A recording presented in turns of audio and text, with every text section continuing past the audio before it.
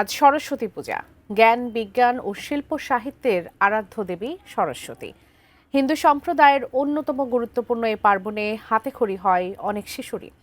ঢাকা বিশ্ববিদ্যালয়ের জগন্নাথ হলে সরস্বতী পূজার বিস্তারিত নিয়ে যুক্ত হচ্ছেন সহকর্মী সাইমুম জান্নাত প্রভা। একটু আয়োজন সম্পর্কে জানাবেন, কেমন শিশুরা কি পরিমাণে এসেছে এবং পুরো আয়োজন কেমন দেখতে পাচ্ছেন সেখানে? ঢাকা বিশ্ববিদ্যালয়ের জগন্নাথ হল মাঠে এবং সকাল থেকেই কিন্তু জানানোর চেষ্টা করছিলাম এইখানে যে সরস্বতী পূজার আয়োজন করা হচ্ছে সেটা আসলে কেমন চলছে। এবং সকাল থেকেই কিন্তু আমরা দেখছি যে এখানে অসংখ্য ভক্ত এবং অনুরাগীরা এসেছেন, যেহেতু এটি সবচেয়ে বেশি সংখ্যক মণ্ডপের সরস্বতী পূজা এবছর অনুষ্ঠিত হচ্ছে এবং প্রত্যেক বছরই হয়ে থাকে। আমরা এখন কথা বলবো একজন দর্শনার্থীর সঙ্গে এবং একজন ভক্তের সঙ্গে, যিনি এসেছেন জগন্নাথ হল মাঠে। শুনবো তার অনুভূতি।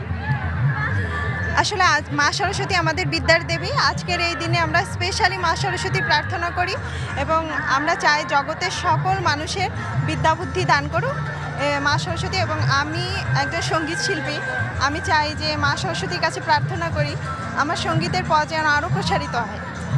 ধন্যবাদ।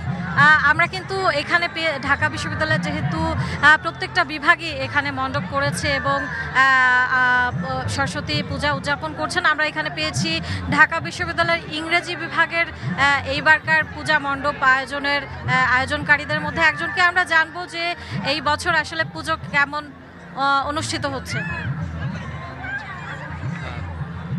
ধন্যবাদ। ঢাকা বিশ্ববিদ্যালয় জগন্নাথ হলের